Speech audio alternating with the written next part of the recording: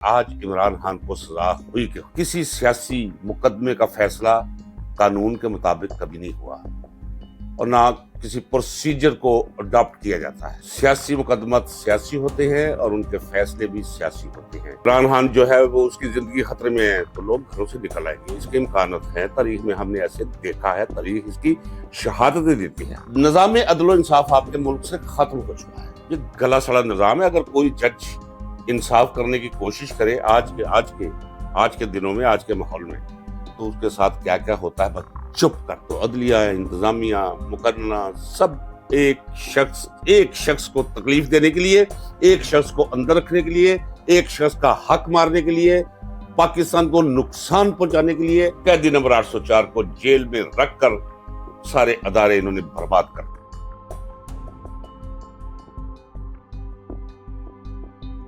بسم اللہ الرحمن الرحیم۔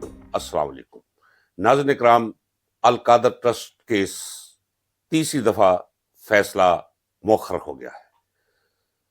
آپ شور و غل سن رہے تھے کہ وہ جو ISPR کے تنخواہ یافتہ اور جاتی عمرہ یا آصف زرداری کے نمک خوار صحافی ہیں، وہ بغلیں بجا رہے تھے کہ آج عمران خان کو سزا ہوئی کہ ہوئی، لیکن آج بغیر کسی وجہ کے، لیکن وجہ مجھے معلوم ہے، یہ کوئی دعویٰ نہیں ناظرین اکرام، چونکہ سیاست کے باطن کو میں کچھ سمجھتا ہوں۔ ایک چیز تو آپ اپنے ذہن میں رکھیے کہ پاکستان کی تاریخ میں کسی سیاسی مقدمے کا فیصلہ قانون کے مطابق کبھی نہیں ہوا اور نہ کسی پروسیجر کو اڈاپٹ کیا جاتا ہے۔ بس سیاسی مقدمات سیاسی ہوتے ہیں اور ان کے فیصلے بھی سیاسی ہوتے ہیں، اور وہ آگے کی طرف لے جائے بھی سیاسی بنیادوں پر جاتے ہیں۔ سب سے پہلے میں یہ آپ کو بتانا چاہوں گا کہ یہ القادر کیس ہے کیا۔ کوئی اس کی میں لمبی چوڑی تفصیل میں نہیں جاؤں گا۔ 190 ملین پاؤنڈ، ان میں سے 1 پاؤنڈ بھی نہ بشرا بی بی اور نہ عمران خان نے کسی کو دیا ہے، نہ خود استعمال کیا ہے، یعنی وہ اس کے بینیفیشری ہے ہی نہیں۔ ایک لمبی سٹوری ہے کہ سپریم کورٹ کے اکاؤنٹ میں گیا، کوئی اپنے اکاؤنٹ میں نہیں گیا۔ یہ ایک ایسا مقدمہ ہے، میں بحیثیت وکیل آپ کو بتا دوں کہ یہ ٹرائل کورٹ میں کچھ بھی ہو سکتا ہے۔ جان بچانے کے لیے جج فیصلہ سنا دے گا، سزا دے دے گا، ہو سکتا ہے، اور ہو سکتا ہے کہ لوگ بگلے پہ جاتے رہے کہ سزا ہوئی کہ ہوئی اور سزا نہ بھی ہو، پھر بھی اس کا فیصلہ نہ کیا جائے، چونکہ مقدمہ سیاسی ہے۔ بظاہر یہ کیوں نہیں سنایا گیا فیصلہ مقدمے کا؟ 3 پہلو بیان کیے جا رہے ہیں۔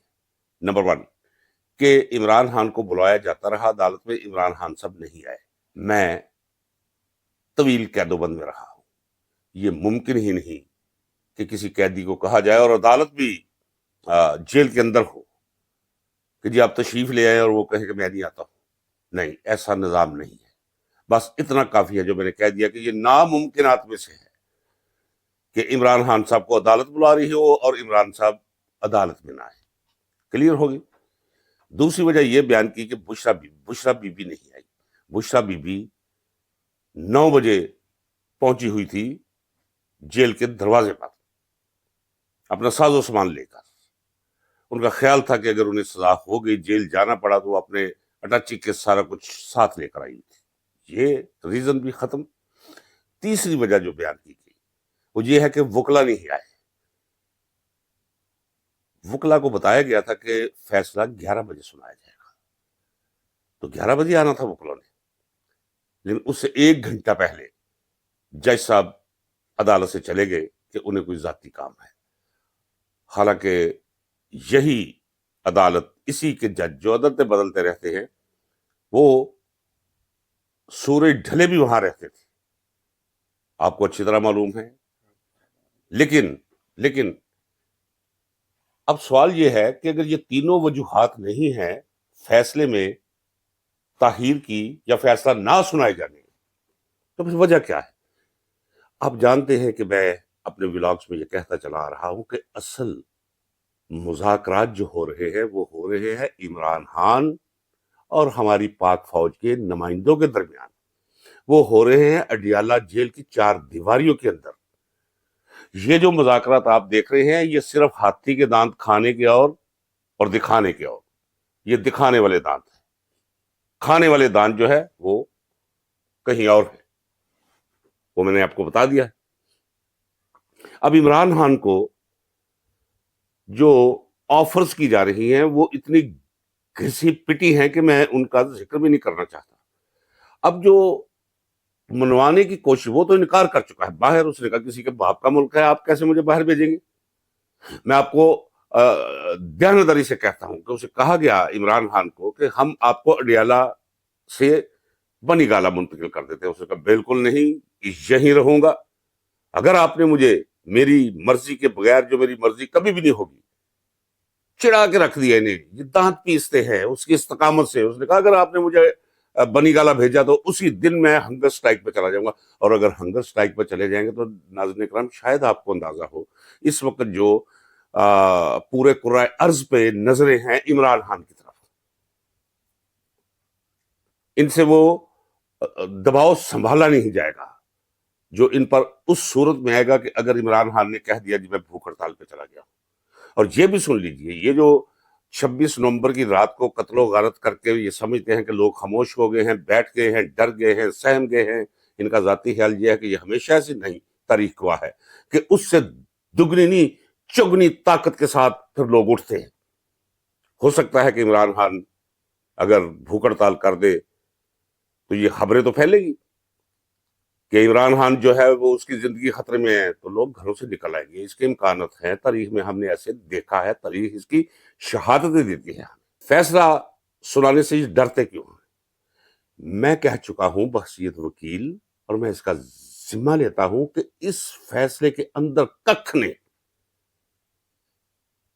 یہ ایک ایسا فرد ہے جس کا نیچے والا دھاڑی نہ ہو، اس نے کھڑا کہاں ہونا ہے؟ اور کبھی ناف تک بندے کو بھی چلتے اور دوڑتے ہوئے سڑک پہ آپ نے دیکھا کبھی؟ نہیں۔ اسی طرح وہ مقدمہ جس کی لیگل لیگز نہ ہو وہ کہاں کھڑا ہو سکتا ہے؟ لیکن ایک سوال آپ کر سکتے ہیں کہ یہ بھی تو یہ عدالتیں کوئی نہیں ہے نیچے، قطعی طور پہ کوئی نہیں ہے، یہ گلا سڑا نظام ہے۔ اگر کوئی جج انصاف کرنے کی کوشش کرے آج کے دنوں میں، آج کے ماحول میں، تو اس کے ساتھ کیا کیا ہوتا ہے بس چپ کر جائے۔ نہ اس کی ماں سلامت، نہ اس کی بہن سلامت، نہ اس کی چادر سلامت، نہ اس کی 4 دیواری سلامت، نہ اس کی اپنی چمڑی سلامت، نہ اس کی ریپو سلامت۔ ہائی کورٹ کے اندر جب مقدمہ چلا جاتا ہے تو ہائی کورٹ بھی وہاں بھی قانون بنتا ہے۔ ہائی کورٹ کے اندر قانون بنتا ہے، حالی مقننہ کے اندر قانون نہیں بنتا، پارلیمنٹ کے اندر قانون نہیں بنتا، یہاں نظائر بنتی ہیں کہ اگر اس مقدمے میں عمران خان کو سزا دے دے اور ہائی کورٹ میں چلی جائے، اور فرض کرے کہ ہائی کورٹ میں عامر فاروق ہی ہو، عامر فاروق کی بھی جرت نہیں ہے کہ اس مقدمے کی دی ہوئی نیچے کی سزا اگر ہوئی تو اسے قائم رکھ سکے۔ پھر تو سمجھو گا جس پہ جی چاہے بندہ 190 million, 2 million, 70 million, 7,000 million pound, dollar, روپوں کا اس طرح کا کوئی فضول سا مقدمہ کر کے اسے سزا دے دے، یہ کبھی نہیں ہو سکتا۔ یہ بھی انہیں خوف ہے، اور ایک سب سے بڑا خوف جس کی طرف کوئی بھی اشارہ نہیں دے رہا، کہ پوری دنیا کی جورس کی نظر اس فیصلے پر ہے۔ ناظرین کرام، یہ میں آپ کو بتاتا ہوں، جس وقت یہ فیصلہ ہوگا اسی وقت، فیصلہ کسی بنیاد پہ دینا ہے، اسی وقت یہ فیصلہ پوری دنیا میں پھیل جائے گا۔ اور جب پوری دنیا کے وکلا دیکھیں گے، ججز دیکھیں گے، جوریز دیکھیں گی، تو کیا کیا کہیں گے، یہ بھی انہیں خوف ہے۔ اور پھر یہ میں نہیں کہتا کہ تلوار بنا کر اس کے سر پہ لٹو، وہ تو تلوار سمجھتے، وہ گتے کی تلوار بھی نہیں سمجھتے اس کیس کو، مقدمے کو، وہ تو ڈٹا ہوا ہے۔ اب یقین جانے ایک شخص نے پورے نظام کو زمین چٹوا کے رکھ دی ہے۔ کہتے ہیں کہ 3 ستون ہیں جن پر ریاست کھڑی ہوتی ہے، اور پھر ریاست کے تمام اداروں کا بوجھ اٹھایا ہوتا ہے اس نے، عدلیہ، مقننہ اور انتظامیہ۔ عدلیہ کی جو پوزیشن ہے، عدلیہ نہیں رہی 26ویں آئینی ترمیم کے بعد۔ اور پھر بالخصوص یہ جو انہوں نے بدکماشی اور بدمعاشی سے کام لیا ہے کہ تمام جوڈیشری کا سارا گند اکٹھا کر کے ان پر مشتمل ایک آئینی عدالت بنا دی ہے. اس کا مطلب یہ ہے کہ سپریم کورٹ کے پیرلل ایک نیا سپریم کورٹ کھڑا کر دیا اور سارے اس میں وہ لوگ اکٹھے کر لیے ہیں جو نوکری پیشہ ہیں. انصاف دینے کے ساتھ ان کا کوئی تعلق نہیں، صرف لینے کے ساتھ تعلق. اب نظام عدل و انصاف آپ کے ملک سے ختم ہو چکا ہے، لہذا عدالتوں سے یہ توقع کہ یہاں سے کسی کو انصاف ملے گا. ہاں، یہ جو میں کہہ رہا ہوں کہ یہ مقدمہ جب جائے گا، اگر اس میں سزا ہوئی تو، اور اگر عامر فروخ اور اس کماش کے کسی جج نے اسے مہر تصدیق اس میں ثبت کی تو پھر ککھ نہیں بچے گا، باقی ایک پریسیڈنٹ بن جائے گا یہ. لیکن ہوگا نہیں ایسی. ایک ستون اس کی تو کیفیت اور حالت آپ کے سامنے آ گئی نا، جسے عدلیہ کہتے ہیں. اب آ جائیے مقننہ پارلیمنٹ کی طرف. آپ اس سے اندازہ لگا لیں کہ پارلیمنٹ میں کیا ہو رہا ہے، کس طرح لوگوں کو پکڑا گیا، کس طرح لوگوں کو اٹھایا گیا، کس طرح لوگوں کو ڈرایا گیا، کس طرح لوگوں کے گھروں میں گھس کر انہیں کھینچا گیا، کس طرح لوگوں کو ٹرالیوں پہ ڈال کر مزدور بنا کر ووٹ دلوانے کے لیے لایا گیا 26ویں آئینی ترمیم منظور کروانے کے لیے. جس طرح یہاں قوانین پاس ہو رہے ہیں، کوئی وقت اور کوئی وقار باقی نہیں رہا مقننہ کا. اور مقننہ میں بیٹھے ہوئے لوگ ذرا یہ دیکھیں کہ مشتمل کن پہ ہے مقننہ. سب ہارے ہوئے لوگ، اور فارم 47 کے ذریعے ان کے کامیابی کا اعلان کر کے ان کو سارا گند اٹھا کر یہ لے آئے ہوئے ہیں مقننہ کے اندر. تو گئی مقننہ جو کبھی عزت ہوا کرتی تھی وہ ختم، مقننہ بھی ختم. اب آجیے انتظامیہ کی طرف. انتظامیہ ایک سنتری سے لے کر آئی جی تک، اسی طرح تمام محکموں کے نچلی سطح کے ملازم سے لے کر آخر تک جو نظم و نسق سنبھالتے ہیں ملک کا، ان کا تو ان پہ تو خدا کا عذاب نازل ہونا چاہیے. نہ شرم رہی ہے، نہ حیا رہی ہے، نہ کوئی غیرت رہی ہے ان کے اندر. ایسے لگتا ہے کہ یہ اسٹیٹ کے ملازم نہیں ہے، ریاست کے ملازم نہیں ہے، یہ جاتی عمرہ کے ملازم. کہا جاتا تھا ایک چوتھا ستون ہے میں، صحافت ایک چوتھا ستون ہے. نہیں، ستون تو نہیں ہے، لیکن چلے تجریدی طور پہ ہم رکھ لیتے ہیں. اس سے جو غلاظت ابل رہی ہے، ابل کے باہر آ رہی ہے، کیا میں جملہ کہوں. 90% صحافیوں سے وہ لوگ قدرے بہتر ہیں. کیا کہوں میں، مثال دینے لگا تھا لیکن زبان رک گئی.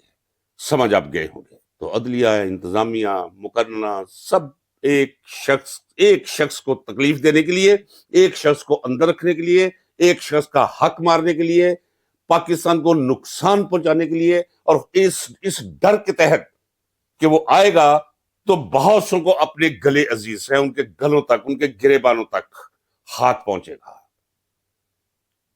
انہیں حساب دینا ہوگا. تو ایک شخص کو قیدی نمبر 804 کو جیل میں رکھ کر سارے ادارے انہوں نے برباد کر لیے ہیں. عوام میں سے عزت اٹھ چکی ہے. بس ایسے ہے کہ جیسے جنگل ہے اور ہم جنگل میں رہ رہے ہیں. اور وہ وقت، عدلیہ چونکہ رہی کوئی نہیں، وہ وقت آ گیا ہے کہ ہر انسان کو اب اپنے لیے انصاف کی راہیں خود متعین کرنی پڑے گی. ناظرین اکرام، آئیے کہیں نہ کہیں دور روشنی کی کرن بھی ہے. یہ ماحول ایسا نہیں رہے گا، یہ بدلے گا، یہ بدلنے کو ہے. اجازت دیجیے، اللہ حافظ.